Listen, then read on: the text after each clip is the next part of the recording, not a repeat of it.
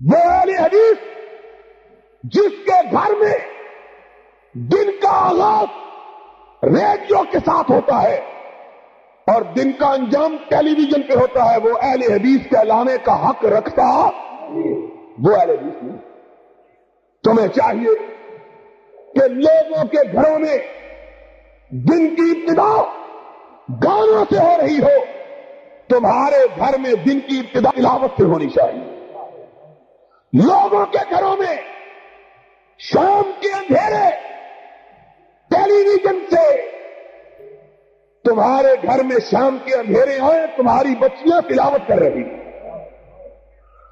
تمہارے گھروں میں اور لوگوں کے گھروں میں فرق ہونا چاہیے۔ لوگ بیٹھے ہوئے، عشاء کی نماز کا وقت گزر چکا، رات گزر چکی، ٹیلی ویژن کا ڈرامہ دیکھ رہے ہیں۔ لوگ رات کو ٹی وی کے سامنے بیٹھے ہوئے، اور تمہیں عشاء کے بعد بستر پہ لیٹ کے سورہ ملک کی تلاوت کرنا چاہیے۔ تمہارے گھروں میں فرق ہو، تمہارے درمیان، لوگوں کے درمیان فرق ہونا چاہیے۔ لوگوں کو پتا چلے یہ اہل حدیث کا گھر ہے جہاں سے قرآن کی آواز آتی ہے۔ لوگوں کو پتا چلے یہ بچیاں اہل حدیث کی ہیں جن کی شرم و حیا کو دیکھ کے فرشتے بھی رشک کرتے ہیں۔ لوگوں کو پتا چلے یہ جوان اہل حدیث جوان ہیں جن کی حیا کو دیکھ کر مائیں ان کی مثالیں دیتی ہیں۔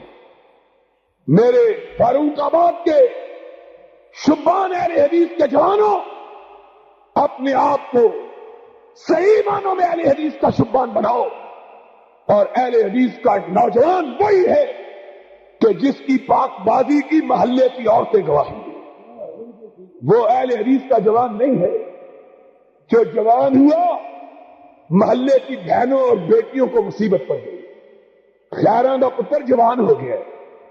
کس طرح راج انج کھڑا ہے جس طرح سب کھڑا ہوا ہے، وہ اہل حدیث کا بیٹا نہیں۔ اپنی نگاہوں کو آوارگی سے بچاؤ، اپنی زبانوں کو غیبت سے بچاؤ، اپنے کانوں کو جھوٹ کے سننے سے بچاؤ، اپنے دماغوں کو برے خیالات کی آوازگاہ بننے سے بچاؤ، اپنے آپ کو اللہ کے رسول کے تابع بناؤ۔ پھر دیکھو اللہ کی نصرت، اللہ کی تائید تمہارے لیے نازل ہوتی ہے کہ نہیں؟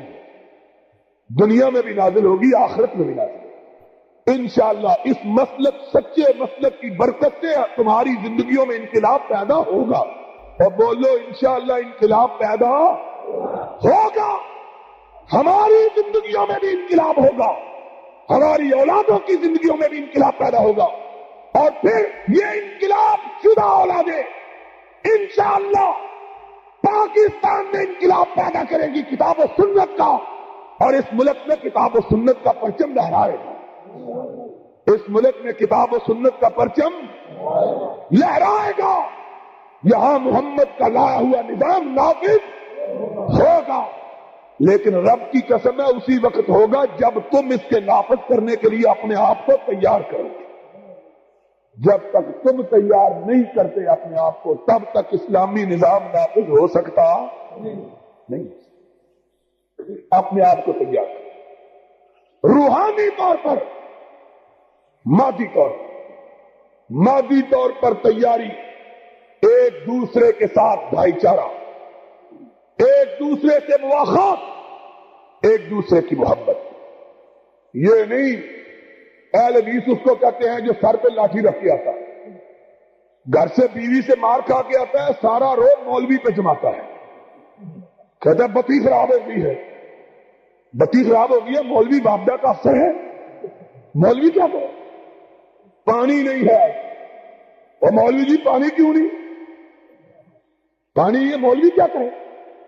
یاد رکھو، اپنے علماء کی گستاخی کرنے والا اپنے آپ کو اہل حدیث کہلانے کا حق رکھتا نہیں رکھتا، اور علماء کو بھی اپنے آپ کو نبی کے سانچے میں ڈالنا چاہیے۔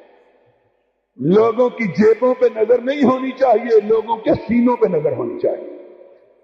وہ مولوی نہیں، جو لوگوں کی جیبوں پہ نظر رکھتا ہے، جیب پر نظر رکھتے ہیں گرا کٹ، جیب کاٹنے والے، اور نگاہوں میں بسانے والے وہ جو جیبوں پر نظر رکھتے ہیں وہی رکھتے ہیں جو مال کے طلبگار ہیں، اور جو اللہ رسول کی رضا کے طلبگار، جنت کے طلبگار ہوتے ہیں، وہ لوگوں کی جیبوں پہ نگاہ نہیں رکھتے، لوگوں کے دلوں پہ نگاہ رکھتے ہیں کہ اذا صلحت صلح الجسد کلو، اذا فسدت فسد الجسد کلو، اگر دل درست ہو گیا ساری کائنات درست ہو، اگر دل خراب ہو گیا ساری کائنات۔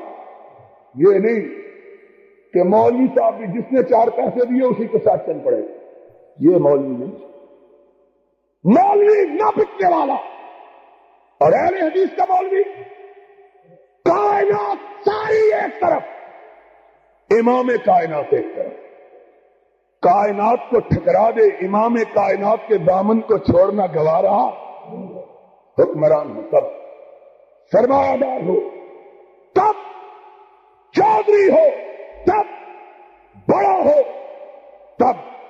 اس نے لوگوں کی پیشانیاں دیکھ کے مسئلہ نہیں بتلانا، اس نے مسئلہ بتلانا ہے تو رب کا قرآن دیکھ کے بتلانا ہے، محمد کا فرمان دیکھ کے بتلانا ہے صلی اللہ نہ بکنے والا، کسے کہ کشتا نہ چھوڑ اب قبیلہ ایمان ہے، جو گردن کے کٹانے کا حوصلہ نہیں رکھتا وہ اپنے آپ کو اہل حدیث نہ کہلوائے۔